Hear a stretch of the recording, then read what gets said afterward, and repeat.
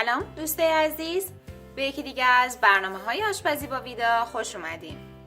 توی این ویدیو طرز تهیه نخود پلو رو براتون آماده کردم.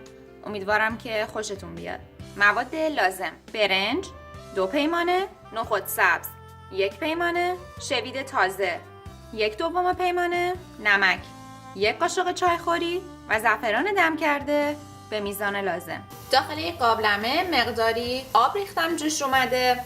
برنجی رو که از قبل با مقداری آب و نمک خیس کرده بودم آبش رو خالی میکنم و اون رو به آب در حال جوش اضافه میکنم. وقتی که برنج ها شروع میکنن که به سطح آب بیان و آب دوباره به جوش میاد، یعنی که برنج شما آماده آب کشی کردنه. و وقتی یک دونه از برنج ها رو برمیدارین و اون رو از وسط نصف میکنین، وسط اون باید کاملا نرم باشه.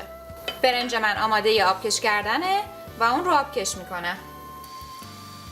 مقداری روغن داخل قابلمه ریختم، تهدیگ مورد نظرم رو کف اون قرار دادم.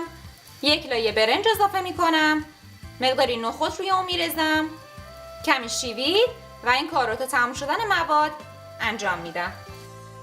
درب قابلمه رو میذارم. ابتدا به مدت 5 دقیقه شعله گاز رو زیاد میکنم. دم برنج که بالا اومد شعله رو کم میکنم و به مدت 40 دقیقه اجازه میدم که برنج کاملا دم بکشه. همونطور که ملاحظه میکنید نخود پلو آماده است. حتما این غذای خوشمزه رو درست کنید و لذت ببرید. همچنین خوشحال میشم که ویدیوهای ما رو لایک کنید، به اشتراک بذارید، فراموش نکنید که سابسکرایب کنید.